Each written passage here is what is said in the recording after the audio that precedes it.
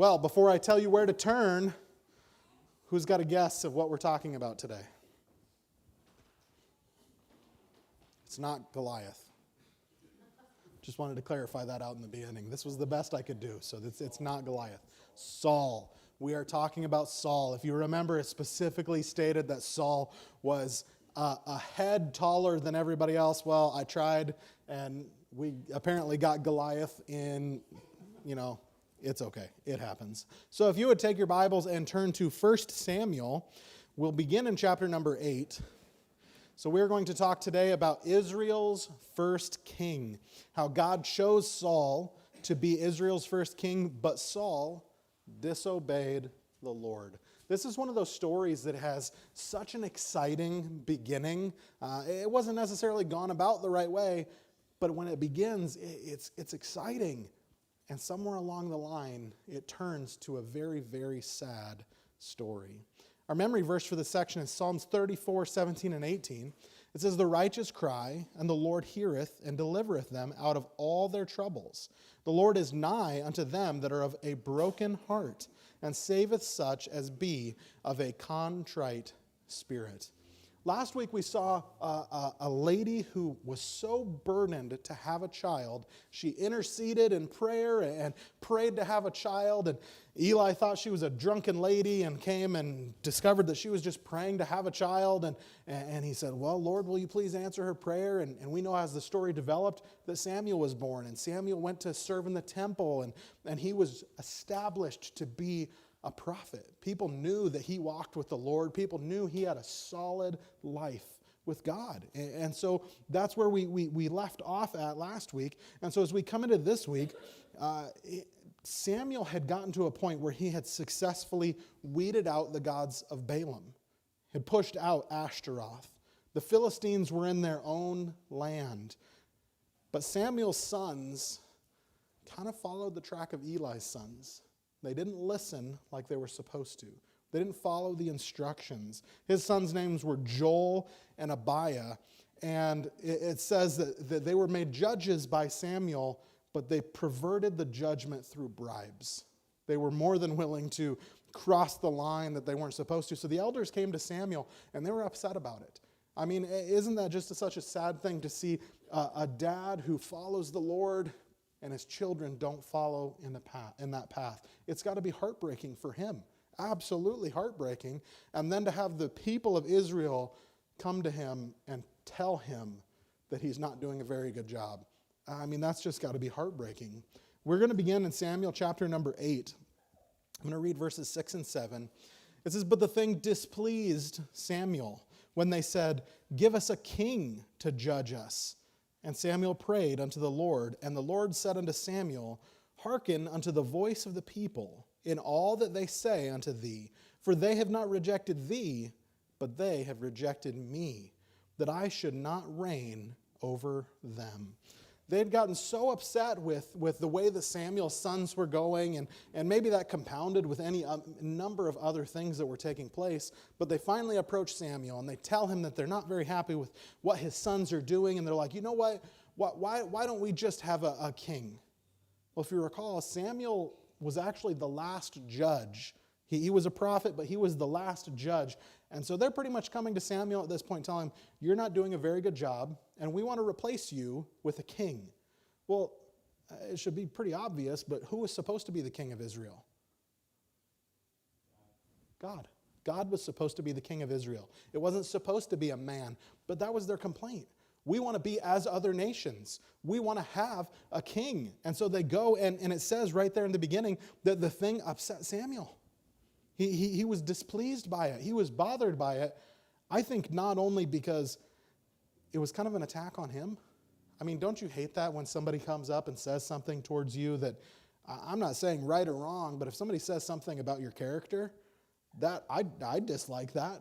I don't like that when somebody questions my character. I try to be an upstanding person and try to make sure that I'm doing the right things. And if somebody would come up to me and say, "Man, that pastor, he's just doing a terrible job. He's not using the Bible. He's not," I don't know, I'm just filling the blank with things or something like that. I'm just like, I would be bothered. I could probably use the word, I'd be offended. But Samuel not only was probably personally bothered a little bit because it seemed like an attack on him. But he also realized that you're trying to go down a path that you should not be going down. God is the one that has led the Israelites since Abraham. They specifically are following God, not following a man or a king. That's the way that God set it up to be. And now they're coming to this point and they're like, no, we want a king. We want to be like other nations. And I just wonder if Samuel talked to himself and is just thinking, but you're not supposed to be like other nations. This nation is supposed to be different. This nation is supposed to have God as their leader. So Samuel's very bothered by this. I'm going to jump over to chapter 9. We're going to jump through several chapters as we go through and just kind of go over the whole story here. But chapter 9, verses 15 and 16 say this. Now the Lord had told Samuel in his ear a day before Saul came, saying, tomorrow about this time I will send thee a man out of the land of Benjamin, and thou shalt anoint him to be captain over my people Israel, that he may save my people out of the hand of the Philistines. For I have looked upon my people, because their cry is come unto me. So this continues on from that point, and the people just really, really, really want to have a king, to the point where God finally tells Samuel, I'm going to give them a king. He goes through, and Samuel had kind of described to them, this is some of the things that's going to happen if you have a king. If you have a king, he is going to take your daughters for servants in the castle, in the kingdom. He's going to take your sons to serve in the army. He's going to take your lands, and he's going to take your food, and he's going to, all of these things that it is needed to take care of now having a kingdom. Well, they were like, okay, sounds good. I mean, maybe it's just me, but I'm to the point in life where I'm like, I don't really want anybody any more than is legally necessary coming in and taking any of my stuff.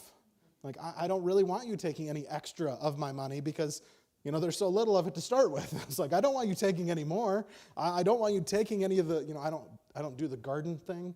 But if I was to do a garden thing, I don't want you coming in and saying, all right, well, we're just going to take some of your garden. You spent all summer making those tomatoes, and the king just really likes your tomatoes, so he's going to take them for himself. Or I've got 4 sons. Well, we're just going to take all 4 of your sons, and they're going to go serve in the army of the kingdom of Israel. I don't want any of those things.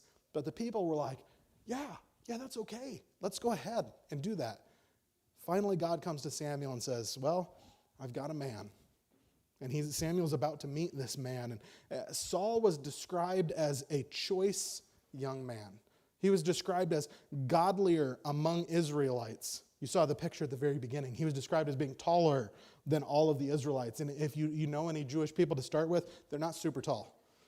The Jewish people were never super tall. And so to think that, I don't know if Saul was average height for, I don't know, maybe an American average height, but he was taller than everybody else there. And so he was one of those people that you would look at as tall and dignified, and he just pictured a ruler. Somebody that we would think was like, man, what a king. I think about the time later in this story where Samuel goes to anoint King David, and as soon as he looks on, I think it's Eliab, the oldest brother, he walks out, and apparently this dude is just like king material, and he just steps out, and he's like, God, this has got to be him. This has got to be the guy. And God's like, no. I've looked on his heart, and that's not the guy. But apparently the first time around, Saul looked like the king type. He looked like the ruler type. And at this point, it says that he was godlier among Israelites. It's very interesting to see where it started at. Because when you look at the story of Saul, if I just go up to anybody who's got any biblical knowledge and I say, Saul, well, you're thinking one of two things. You're either thinking Saul of Tarsus, who ran around persecuting the Israelites or the early Christians, or you're thinking maybe Saul, yeah, that's that guy that threw the spear at David and it stuck into the wall or something. It's not often thought back to no, at the beginning, Saul did follow the Lord. At the beginning, it says that he was a godly young man. And I just find it so interesting to think that we know where it went wrong, but you can't help but ask yourself that question. You're just like, where did it go wrong? Where did it fall apart? How did we go from a godly man to where Saul ended up? And think about this. Saul had to have had a good heart to start with. Even at this point in time, he probably has already had Jonathan. He probably already has his son Jonathan. And Jonathan had a very good heart. Jonathan loved the Lord and followed after the Lord. And he ended up being great friends with David. And I just look at all these things. I'm like, Saul, why did you go wrong? Why did you make the decisions that you made? That's usually what happens a lot of times. It's a decision that is made that leads somebody down a wrong path. And later in chapter 9, verses 20 and 21, it says this. And as for thine asses, they were lost 3 days ago. Set not thy mind on them, for they are found. And on whom is all the desire of Israel? Is it not on thee, and on all thy father's house? And Saul answered and said, Am not I a Benjamite, of the smallest of the tribe of Israel, and my family the least of all the families of the tribe of Benjamin? Wherefore then speakest thou so to me? So as I said, Samuel was told by God that he was going to meet Saul along the way. Well, he finally meets Saul. Saul is out on a journey from his dad because all of the donkeys had apparently ran away. And so he's like, I'm on this mission. I've got to go find the donkeys. And so he's out searching the hillsides, trying to find his dad's donkeys. And as he's out there, he stumbles across Samuel somewhere along the road. And Samuel goes, oh, don't worry about it. Your donkeys are all back home. At which point I think I'd be pretty annoyed that I'm out here searching for days for these donkeys and they're back home already. But it was of God that all of that had taken place. Maybe those donkeys had turned back early and Saul just didn't know it. And he just continued on his trip because God needed him to go far enough to where he would cross paths with Samuel. But what's interesting is it's incredible to see how Saul first talks about himself.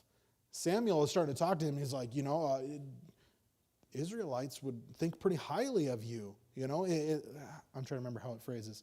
Set not thy, he's talking about, where did it go? Or it says, and on whom is all the desire of Israel?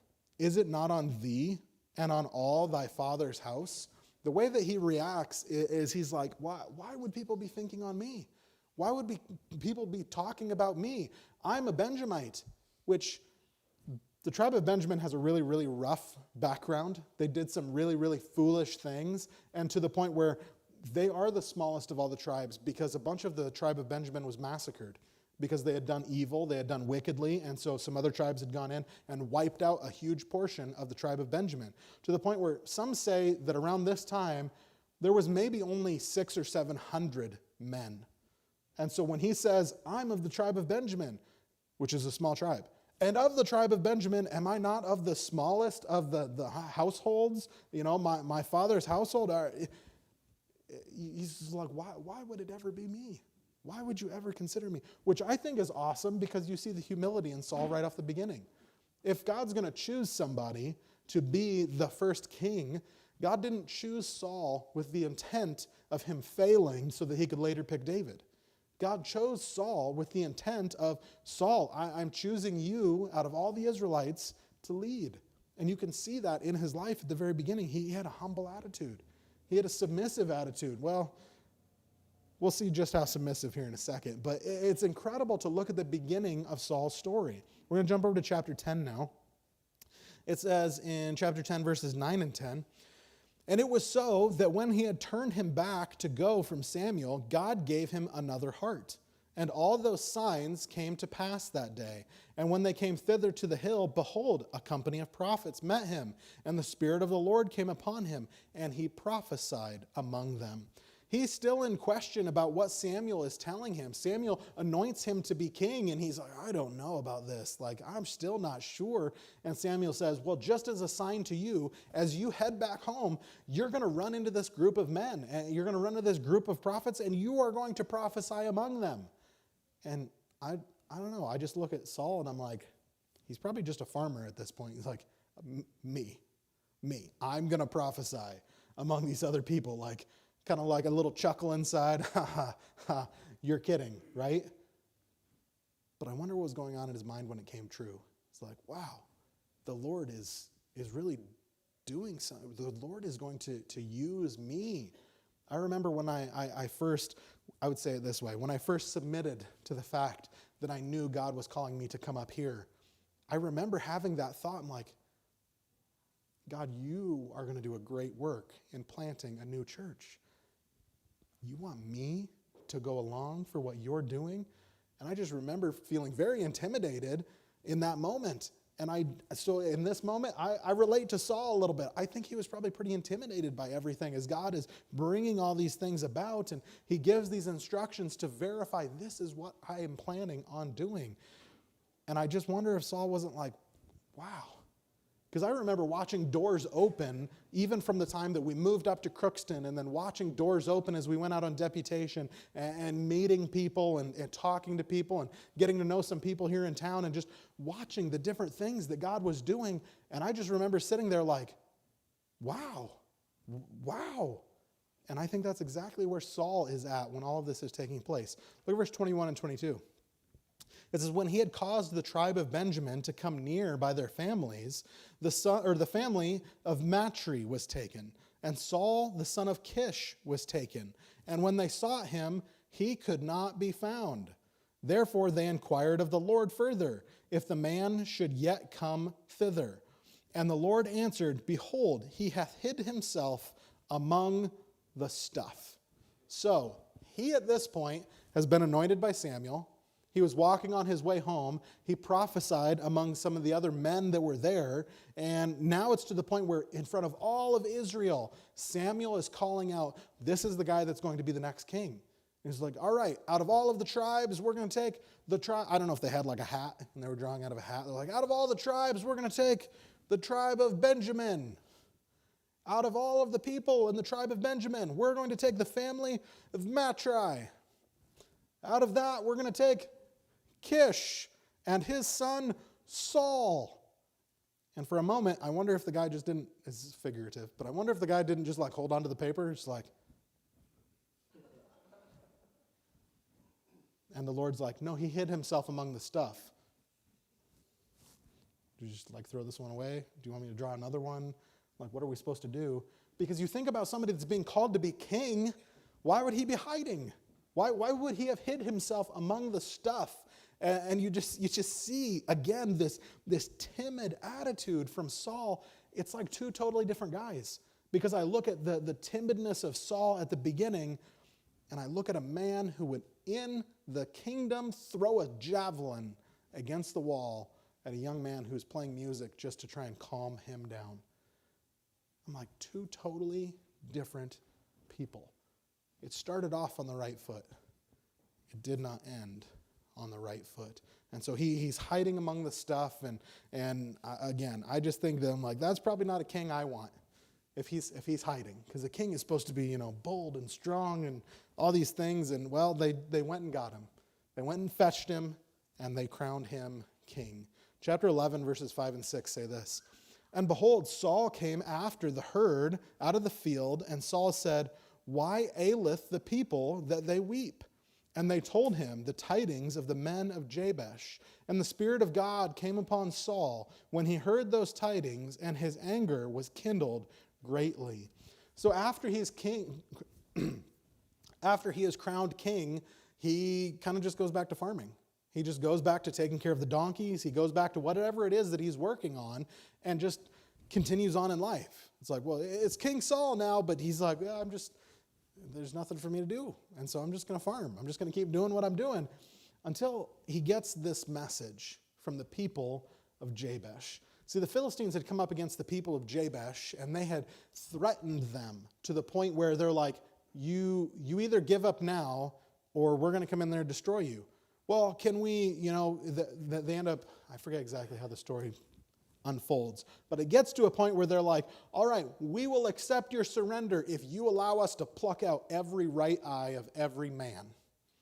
And it's like, wow, that's pretty vicious. That's pretty messed up.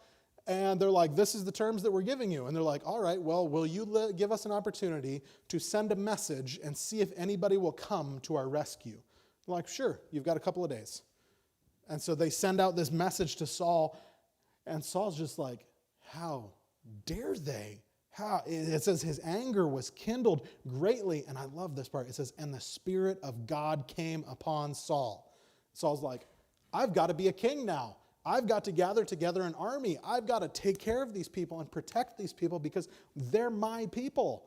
And so he gathers this army together so that he can go and rescue these people. And it's kind of a cool development in his story. He goes from a farmer to he got some oil poured on his head to the people are like, yeah, you're going to be our king, to back to farming. And then now he's to the point where he's like, all right, we're going to go and defend those people. I don't know that they had an organized army at this point. I don't know that any of these guys even had a ton of training within the army. I mean, we get the idea that Saul was a farmer. I know some farmers that, I would say this, I know some farmers that have a lot of guns, but I don't know many farmers that are just like really formally trained in combat. Not just like shooting from a long distance, but hand-to-hand combat. And Saul's like, we're going up against those guys. We're going to take them down. We're going to defend God's people. And so they gather together this army and they go. And he nailed it. He took care of the people of God. He defended them like he should. And great victory took place. And I think that was a moment where maybe anybody who had doubted before, where they're like, man, this guy was hiding among the stuff. And then he showed himself a man's man, and he went out and he defended his people, and God gave the victory. And I think that was a moment for them where some of them were like, yeah, we have a king. Like, that's our king. We're going to get behind King Saul and chant his name, King Saul. I don't know. I'm just making stuff up at this point. But I just think that people would be thinking that. They're like, wow, this is awesome. 1 Samuel chapter 11, verses 12 and 13. And the people said unto Samuel, who is he that said, shall Saul reign over us? Bring the men, that we may put them to death. And Saul said, there shall not a man be put to death this day, for today the Lord hath wrought salvation in Israel. So they go through this astounding victory, this awesome victory, to the point where so many people had gotten behind him. They're like, yeah, we are going to serve King Saul. That now they went so far as, who said they weren't going to serve King Saul? Who said Saul wasn't king? Let's go find that person, and we're just going to off him. We're just going to get him out of here. We're just going to put him to death. And I'm just thinking Saul as king, he's like, whoa, whoa, whoa, whoa, whoa, whoa, whoa, whoa. Let's pump the brakes on this. Let's calm down a little bit. Like, thank you for being excited that, God has allowed me to do this, but just chill. Just chill out a little bit. Nobody's going to die today. We're not going to put anybody to death. The Lord hath wrought salvation, which is very interesting that he would say that specifically, because again, later, he almost puts on this attitude of pride, this attitude of, I brought the victory. But at the beginning, it wasn't that way. At the beginning, it was the Lord wrought salvation. The Lord allowed us to have victory. And again, I'm trying to make some of these comparisons as we go through, because Saul didn't start as a bad guy. He carries a bad reputation because he made a lot of bad decisions and continued making bad decisions. But at the beginning, it wasn't that way. At the beginning, he followed the Lord. So much so that in chapter 12, Samuel can step back and kind of retire. In chapter 12, Samuel's like, Israel has a king now. I can step back. I don't have to continue judging Israel. Good luck, Saul. I don't know if he, went to the beaches of Galilee or something. I don't know. But he retired at that point. He stepped back, and Saul took over. One chapter later, chapter 13, look at what unfolds. It says, and he tarried 7 days according to the set time that Samuel had appointed, and Samuel came not to Gilgal, and the people were scattered from him. And Saul said, bring hither a burnt offering to me, and a peace offering. And he offered the burnt offering. So they're now at another point where they are facing war. They are facing an army, and they gather together a 3,000-man army. They have 3,000 people. They're getting ready to go up to battle against the Philistines, and they're like, let's go ahead and offer a sacrifice. Somebody, he had sent message to Samuel or something, and Samuel's like, well, just wait 7 days, and I'll be there, and I'll offer the sacrifice before war would take place.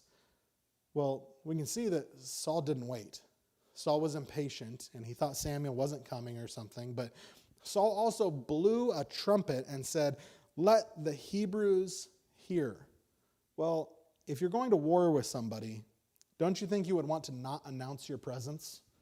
I think this is just some practical things that I'm thinking about. Wouldn't you want to not announce your presence? I don't necessarily want everybody to know that I'm sitting right here, because the Philistines heard what was going on. And during that time, the Philistines hearing this, they gathered together 30,000 chariots. They gathered together 6,000 horsemen.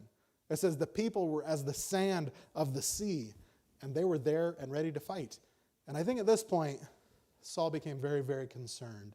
And I think that expedited his, you know what, I can't wait on Samuel. I can't wait for him to do this.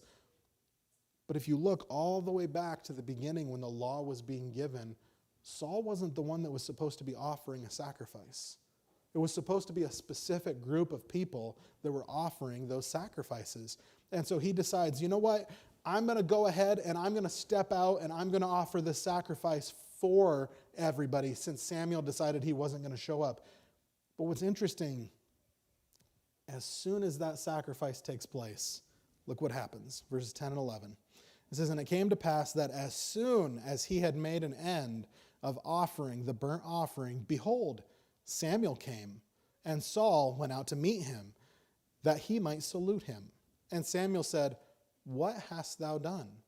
And Saul said, Because I saw the people were scattered from me, and that thou camest not within the days appointed, and that the Philistines gathered themselves together at Michmash." So he starts to give him this laundry list of things like, well, because of this, and because of this, and because of this. And he's like, no, Saul, you messed up. You weren't allowed to do that. That was not something that you were supposed to take into your own hands. Even if you're king, you're not supposed to do that. It was not his job. And so he starts to give these reasons. Isn't it funny how many times when a child will disobey mom or dad, and as soon as discomfort comes, man, I know I messed up, then the excuses come. Well, I only did that because they did this. I didn't because of that. I'm not going to make up any excuses because I have 2 little boys listening. But the excuses come. Immediately the excuses come. And that's what Saul did. He messed up. And he had to have known that I shouldn't have done this. But instead of saying, "You're right, Samuel, I messed up, and I shouldn't have done that." Instead of being a man and accepting the consequences of your actions, he just gave Samuel a list of excuses. Well, we were just trying to do this, and the people, there were so many people that we were going to go up against, and the people were scattered, and I had to do something, and it's not what you were supposed to do, Saul. Look at verses 13 and 14. It says, "And Samuel said to Saul, Thou hast done foolishly. Thou hast kept the commandment, or thou hast not kept the commandment of the Lord thy God, which he commanded thee. For now would the Lord have established thy kingdom upon Israel forever." Remember I said he didn't set Saul as a king just so he could later anoint David. He set Saul because Saul walked with the Lord. But he apparently crossed a line here. God wanted to set up his kingdom forever, and Saul messed up. Look at verse 14. It says, "But now thy kingdom shall not continue.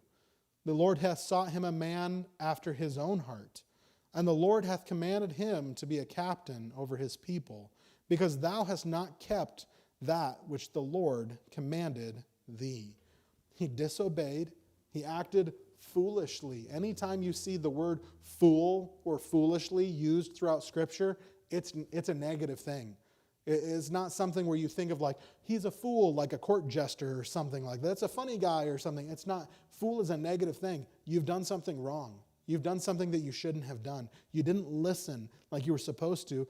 And Saul just never accepts the fact that he messed up. And that's something that follows him through life. I don't know, men, have you ever worked with somebody who just refused to ever accept the responsibility of their mistakes? I worked with a couple of guys. It's like it didn't matter how badly they screwed up. There was always an excuse for why they messed up or how they messed up. And they're like, well, it's not really my fault. There are people out there that just refuse to take accountability. Saul turned into that guy. He turned into the man as he just refuses to take accountability for his actions. He refused to obey God, even after Samuel corrected him. Never do you see him say, "You're right, Saul," or "You're right, Samuel. You're right. I messed up. I need to go get right with God." You don't see it take place. You just see it build from this point where the mistakes get greater and greater the further down the line it goes. And it all stemmed from he made a mistake and then refused to admit his wrongdoing. We all sin, right? Every one of us sins. But what happens after that is the part that determines the future. Am I going to get right with God? Or am I just going to cover it up? Am I just going to hide it? Saul covered it up, justified his actions, gave excuses, and moved on. Look at I'm going to jump ahead to chapter 14. Verse 24, it says, "And the men of Israel were distressed that day, for Saul had adjured the people, saying, 'Cursed be the man that eateth any food until evening, that I may be avenged of mine enemies.' So none of the people tasted any food." Here Saul is in another situation where he's in a battle, he's fighting, and he gives this foolish command. I mean, if you're out fighting, hand-to-hand combat with another army, you're going to be exhausted. I just imagine you're going to be exhausted. I never did anything like wrestling or anything like that, but I know guys that did. And man, they were always like, they were trying to eat a bunch because they were trying to recoup the calories that they spent. And like it exhausted a person to go through a wrestling match. Now imagine going through a battle where you're constantly fighting. These guys had to have been exhausted. And Saul gets so upset at something stupid that he's like, "You know what? None of you are going to eat. None of you are allowed to eat. And if you eat, so help me, you are going to die this day." There's an interesting thing. When he makes this command, his whole army isn't with him. There are guys that never heard that statement made by Saul. One of those being his son, Jonathan.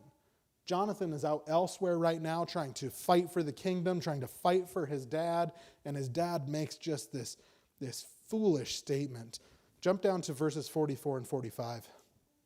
It says, "And Saul answered, 'God do so and more also, for thou shalt surely die, Jonathan.' And the people said unto Saul, 'Shall Jonathan die, who hath wrought this great salvation in Israel? God forbid. As the Lord liveth, there shall not one hair of his head fall to the ground, for he hath wrought with God this day.' So the people rescued Jonathan, that he died not." There's a really cool story that takes place in between what I just read and where Saul makes that foolish statement about not eating. So Jonathan is in a different location, and as he's there, he's ready to fight the Philistines wherever they may be, and he comes upon this place, and it describes it as, there's a rock that's sitting here that's named this, and there's a rock that's sitting here and it's named this, and there's Philistines up there at the top of this area, and he's talking to his armor bearer, and he goes, "Let us go up and see if the Lord will do a thing." It's a really fascinating story to study out, but he's just absolutely confident God is going to give the victory. And I can't help but then look and say, I wonder how much he learned from his dad before his dad made this mistake and then started this path of mistakes. Because I look at Jonathan, I'm like, man, Jonathan loved the Lord. Jonathan followed after the Lord. He did the things that he was supposed to do. And so he's out there fighting against the Philistines. God gives him the go-ahead to go up there. And he goes, "We shall see if God will answer by few or if God will answer by many." And then it gives this description of he slew this many men in the span of a half acre. It's like there's a bunch of guys that he defeated. And then his armor bearer comes up and they have this huge slaughter of the Philistines and everybody's excited and the camp hears about it. They're like, "What's that noise? What's going on?" So the camp goes over and the Israelites go over there to figure out what's going on, and this big battle takes place and they get done and they're like, "We had the victory. This is wonderful." And then Saul finds out that because Jonathan was tired, because he had just experienced this great battle, that Jonathan had found some food, and he ate a little bit of it. And Saul found out about it, and he was so full of righteous indignation that he's like, Jonathan, you're going to die because you have disobeyed my command. It's just a power move, which seems like that's the decisions he makes the rest of his life. It's just power move after power move after power move, trying to sustain some semblance of, God said that he's not going to let my line endure, but I'm going to do everything I can to make sure everybody knows that I'm still in power, that I'm still in control, because everything he does is an attempt at some sort of flex to look like a powerful person. Look at chapter 15, verses 1 and 2. It says, Samuel also said unto Saul, the Lord sent me to anoint thee to be king over his people, over Israel. Now therefore hearken thou unto the voice of the words of the Lord. Thus saith the Lord of hosts, I remember that which Amalek did to Israel, how he laid wait for him in the way when he came up from Egypt. Despite some of Saul's personal failings, God still used Saul in some ways. He still gave him some opportunity. Well, as we look at this story, we have the ability to look at the whole thing. Saul was living life. I can't look at every aspect of my life. I can look back on the things that already happened. Well, we can look back through Saul's life and see how many of these things played out. And God did still use Saul in some ways, but it's one of those lives that I look at, I'm like, if you just would have trusted God, if you just would have been obedient, God could have done so much more with you. Which I also look at and I'm like, David's my favorite king. And so, without Saul messing up, I don't know that we would have had David. But I'm just like, I don't want anybody to have a life that they're like, they could have lived in obedience to God and they chose not to. But that's what Saul chose. Saul decided that he wasn't going to follow after God, and it just is a complete downfall from here to the point, like I said, it seems the rest of his life is wrapped up in chasing a young man around the countryside to try to kill him because he was threatened by David. David went out and he served in the army for Saul. He did all these things for Saul. When Saul finally says that, I'll give you my daughter. And he says, well, I want you to have some, I forget what the word is for it. Dowry is pretty much what it is. He's like, I want you to have some dowry for this. And so I want you to go out and kill this many thousand Philistines. And he goes out and he kills twice as many Philistines. And David was in full submission to the fact that Saul was still the Lord's anointed. And Saul just bad decision after bad decision after bad decision.